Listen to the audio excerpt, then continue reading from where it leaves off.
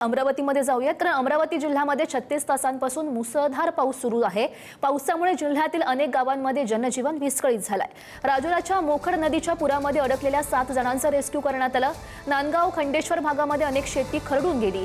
सुलतानपूर गावाला जोडणाऱ्या नाल्यांवरची भिंत सुद्धा वाहून गेली आहे। शेतकऱ्यांच्या शेतांना तलावाचं स्वरूप प्राप्त झालंय। मुसळधार पावसामुळे रस्त्यांना सुद्धा नदीचं स्वरूप प्राप्त झालंय।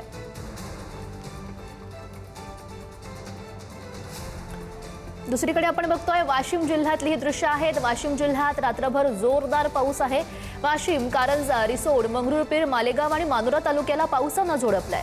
पुढच्या 24 तासात मुसळधार पावसाचा इशारा हवामान खात्याने दिलेला आहे। पैनगंगा नदीला पूर आलाय। नदी दुथडी भरून वाहते आणि नदीकाठच्या भागात पाणी पातळीमध्ये लक्षणीय वाढ झाली आहे। अनेक लहान मोठे नदी नाले सुद्धा तुडुंब भरलेले आहेत। त्यामुळे काही ठिकाणी रस्ते खचले तर काही मार्ग वाहतुकीसाठी बंद आहेत। त्यामध्ये मालेगाव तालुक्यातील वाघळूत ते हिवरा रस्त्यावरील पूल वाहून गेलाय, तर रिसोड तालुक्यातील पारडी ते बेलखेडा रस्ता काही काळ हा बंद होता। हे दृश्य आहेत वर्ध्यामधली। वर्ध्यात पावसानं अक्षरशः धुमाकूळ घातलाय। कालपासून सुरू असलेल्या मुसळधार पावसामुळे जनजीवन विस्कळीत झालंय।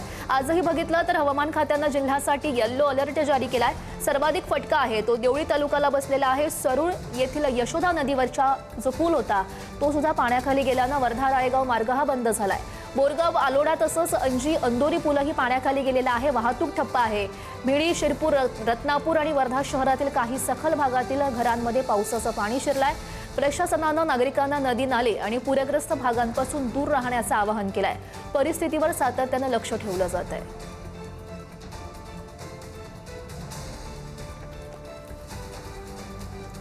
अमरावतीच्या नांदगाव खंडेश्वर तालुक्यामधले दृश्य आहेत। पावसाचं थैमान त्या ठिकाणी बघायला मिळत आहे। खरबीगुंड या भागामध्ये शेताला तलावाचं स्वरूप प्राप्त झालंय। विद्युत प्रवाह करणारे अनेक पोल त्यामुळे कोसळलेत। लिंबू पिकाची बाग अक्षरशः पाण्यामध्ये आहे। ही दृश्य आपण बघू शकतो अमरावतीमधली। हे दृश्य आहे धुळ्यामधली। धुळ्यामध्ये मुसळधार पावसाचा तडाखा बघायला मिळतोय। शिरपूरच्या राजपाल कॉम्प्लेक्समध्ये पावसाचं पाणी शिरलंय। बेसमेंटमधील दुकानाचं मोठ्या प्रमाणात नुकसान झालंय। नगर परिषदेमार्फत पाणी उपसण्याचं काम सध्या सुरू असल्याची माहिती। धुळ्याच्या शिरपूरमध्ये 100 मिलीमीटर पावसाचा अंदाज व्यक्त केला जातोय। शिंदखेडा तालुक्यातही मुसळधार पाऊस बरसतोय।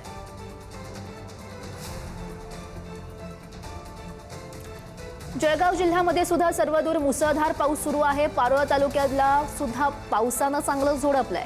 तालुक्यातील नदी नाले आहेत ते दुथडी भरून वाहत आहेत। देवगाव येथील दुधई नदीला पूर आलाय। नदीकाठच्या भागामध्ये पुराचं पाणी शिरलंय। नागरिक चिंतेत आहेत।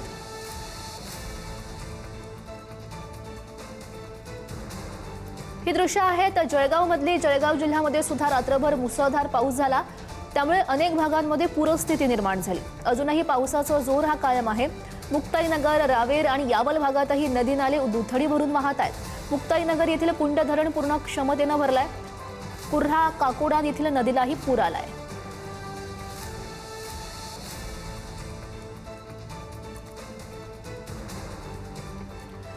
पुणे जिल्ह्यातील पश्चिम घाट माथ्यावर वाढलेल्या पावसामुळे उजनी धरणामध्ये येणाऱ्या पावसाची आवक ही प्रचंड वाढली आहे। त्यामुळे प्रशासनानं धरणातून भीमा नदी पात्रात पुन्हा एकदा पाण्याचा विसर्ग वाढवलेला आहे। आज सकाळची परिस्थिती बघितली तर सकाळपासून उजनीच्या 16 दरवाजांमधून 61,600 क्युसेक्स पाणी सोडलं जात आहे। यापूर्वी विसर्ग कमी केलेला होता, 31,600 क्युसेक्स करण्यात आला होता। मात्र पावसाचा जोर कायम असल्यानं विसर्ग पुन्हा वाढवण्यात आलाय। नदीकाठच्या गावांना सतर्क राहण्याचा इशारा देण्यात आलाय।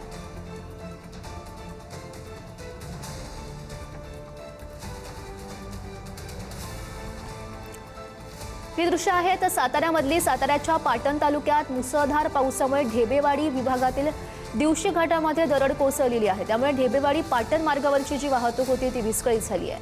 वाहन चालकांना पर्यायी मार्गाचा वापर करण्याचं आवाहन प्रशासनाकडून करण्यात आलंय। घाटातील काही ठिकाणं अजूनही धोकादायक आहेत। पुढच्या काळात आणखी दरड कोसळण्याची शक्यता व्यक्त केली जाते।